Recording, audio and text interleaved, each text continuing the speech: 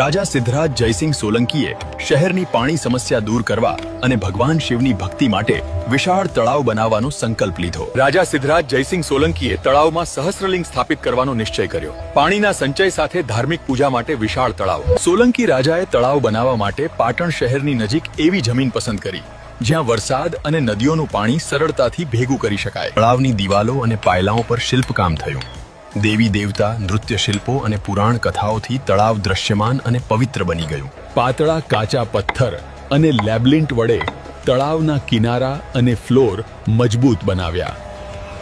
તળાવમાં પાણીની આવક અને જાવક માટે મોટી નહેરો આર્ટ ચેનલ ખોદવામાં આવી જેથી વરસાદ કે નદીનું પાણી સરળતાથી તળાવમાં જાય અને કંટ્રોલ થઈ શકે। તળાવમાં પાણી ભરીને તેનું સ્તર નિશ્ચિત કર્યું। પાણીની સપાટી અને લિંગોને યોગ્ય દિશામાં મૂકવામાં આવ્યું। સહસ્ત્રલિંગ તળાવનું પૂજન કરવામાં આવ્યું।